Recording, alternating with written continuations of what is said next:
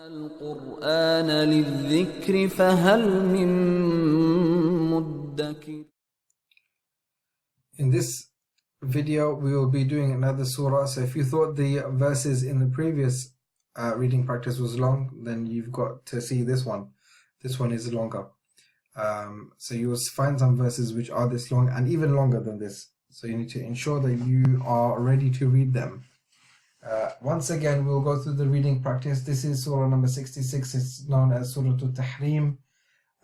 It's in the 28th juz, I believe. 28th juz. So, inshallah, you will get there one day. In your reading and in your memorization, in one of the later stages of the memorization level.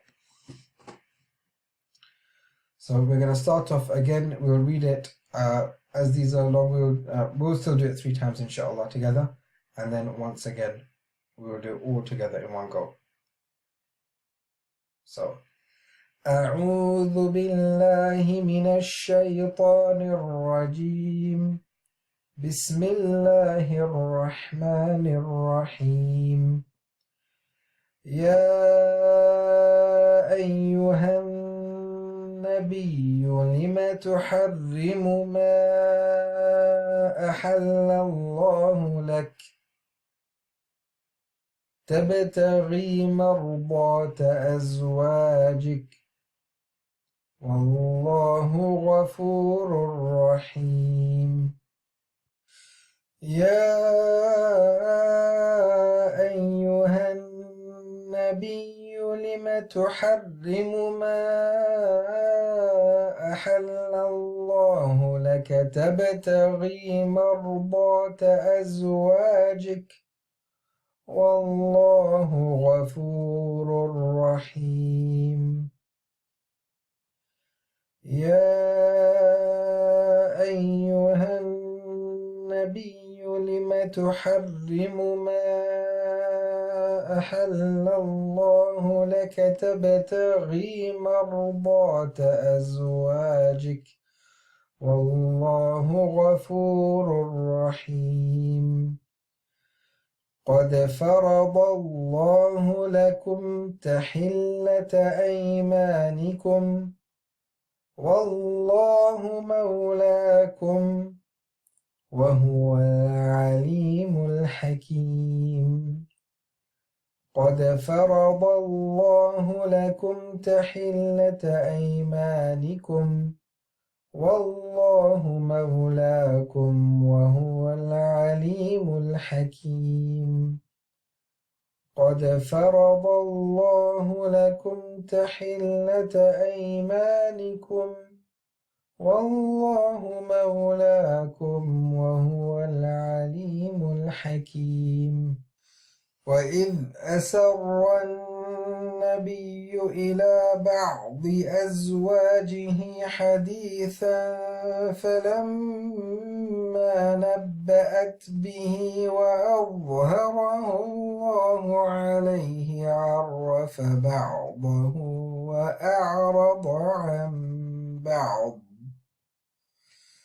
فلما نبأها به قالت من أنبأك هذا قال نبأني العليم الخبير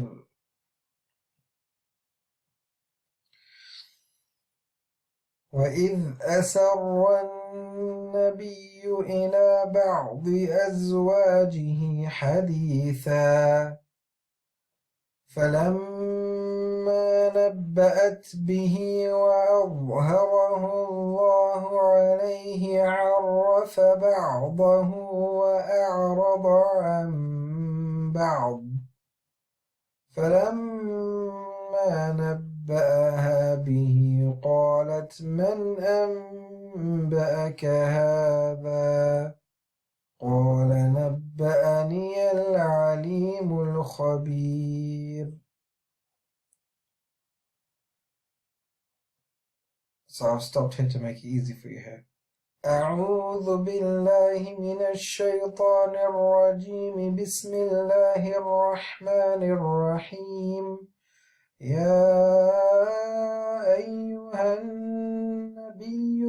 تحرم ما أحل الله لك تبتغي مرضات أزواجك والله غفور رحيم قد فرض الله لكم تحلة أيمانكم والله مولاكم وهو العليم الحكيم وإذ أسر النبي إلى بعض أزواجه حديثا فلما نبأت به وأظهره الله عليه عرف بعضه وأعرض عن بعض فلما نبأها به قالت من أنبأك هذا قال نبأني العليم الخبير.